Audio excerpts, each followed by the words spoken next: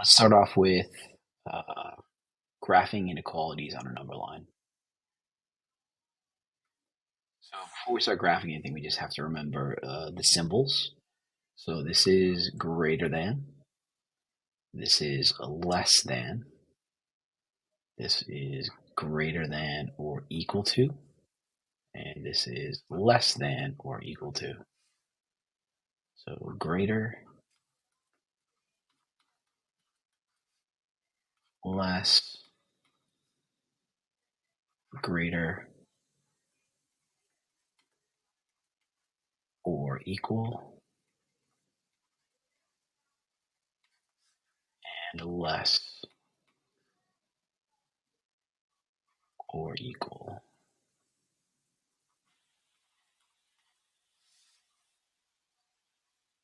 Okay, so we go back to this. There is our inequality. It says n is less than or equal to 9.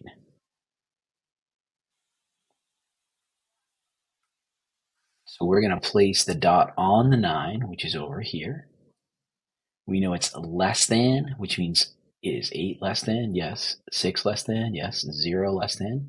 So our arrow is going to go that way. A closed dot because we want to include the 9. So when you see that line, that means include or close dot the line. All right, we're on our next one. So we look up here, it's m. M is greater than 3. M is greater than 3. So we want to place our dot on 3, which is right there. We want it open because we don't want to include 3. It needs to be greater. Is 2 greater than 3? No. Is 4 greater than 3? Yes. And that would be our graph.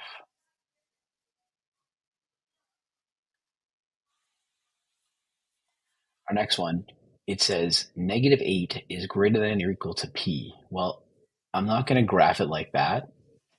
So instead, what I'm going to do is I'm going to rewrite it as p is less than or equal to -8. P is less than, these are the same thing. P is less than or equal to -8.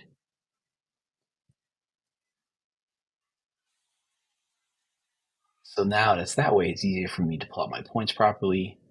This is going to be on -8. It says P is less than or equal to, which means equal to means I need to include, and less than would go to the left because -6 is not less than -8.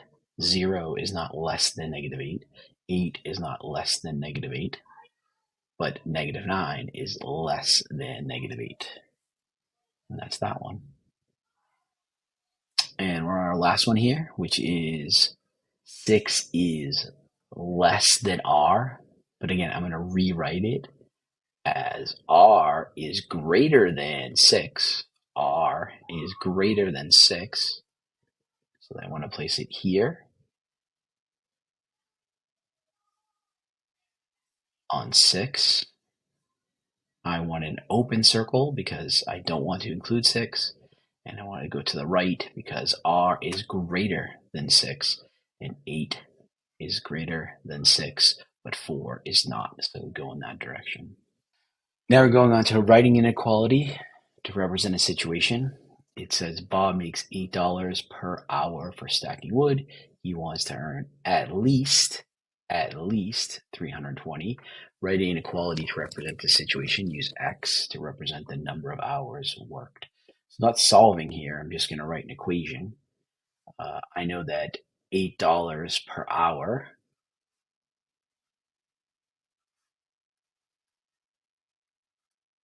is going to imply multiplication. I know hour or hours is our variable X, and we know the final piece is going to be 320. So with all that knowledge, I can build it as 8 times X, 320 on this side. And what do I want the 8X to be? I want it to be at least 320 at least. So is 320 good? Yes, so we can put a line down. Is 300 good? No, because I want at least 320. So it has to be greater than or equal to.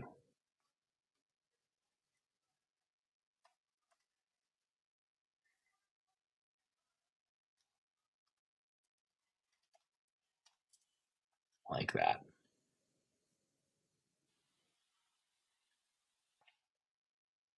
2, 3.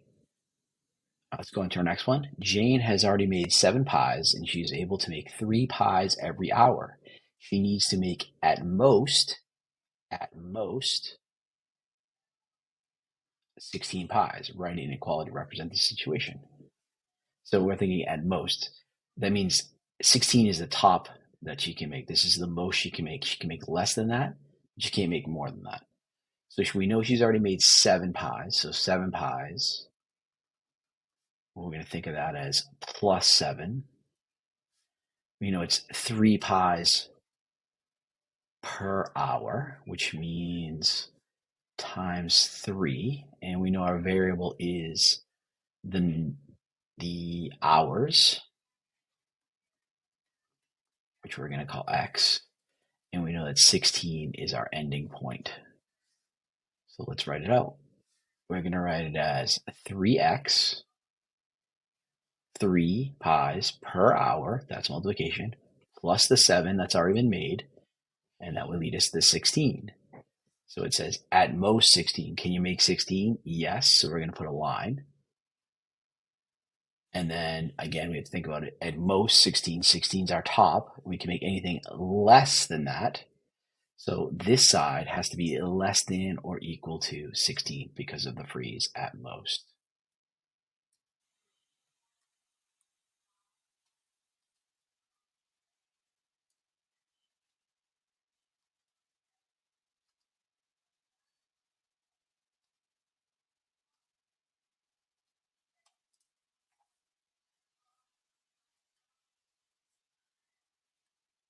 All right, let's go on to solving. Solve the inequality below by balancing the inequality on both sides of the inequality sign, crossing out, and showing all your steps. So this is just like solving an equation.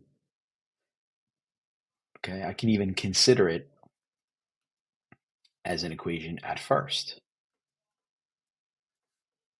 Okay, it's an equation. The goal is to get n by itself, so that is my goal. I want to get down here with just n. So what do I have to do? Well, if following order of operations, I would multiply 2 times n, then add 11, and that would give me -5. So I have to do the last thing first. Well, the last thing I did over here is add 11, so I'm going to subtract 11 on both sides. That's going to leave me with 2n. These cancel each other out, because if you add 11 and subtract 11, you get 0. And then you have -5 minus 11. Well, that's really -16. And now that I have that, what do I have to get rid of now? I want to get rid of the 2. The 2 is multiplying, so I'm going to divide on both sides.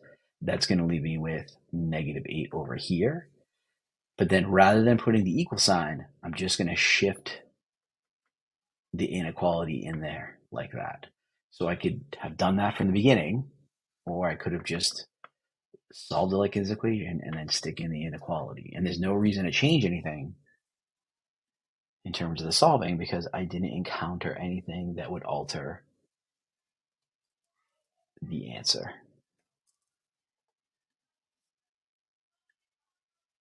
Okay, we're going to solve this one now. And for this one, when I solve it, I'm going to leave it in inequality form because something happens with this one that didn't happen in the other one.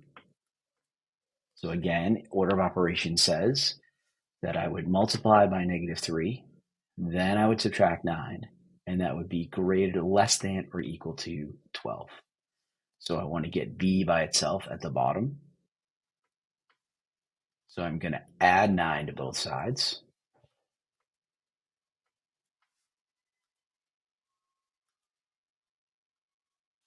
And that cancels this out, leaving you with negative 3b is less than or equal to 21. And now I'm going to divide by negative 3 on both sides.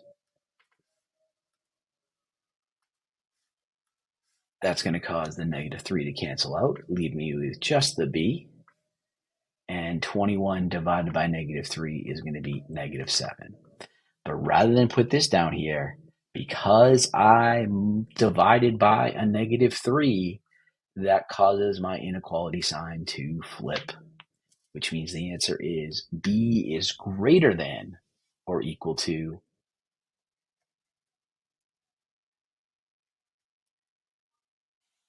negative 7. Now remember, it's not because I got a negative answer, it's because I divided by a negative. If you multiply or divide by a negative, when solving an inequality, you must flip the sign. Okay, now we're going to talk about combining like terms.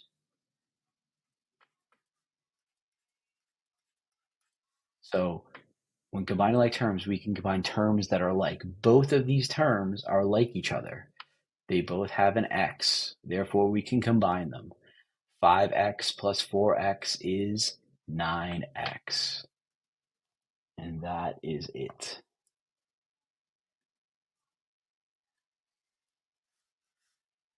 Now we're combining these ones. I'm going to write out the problem.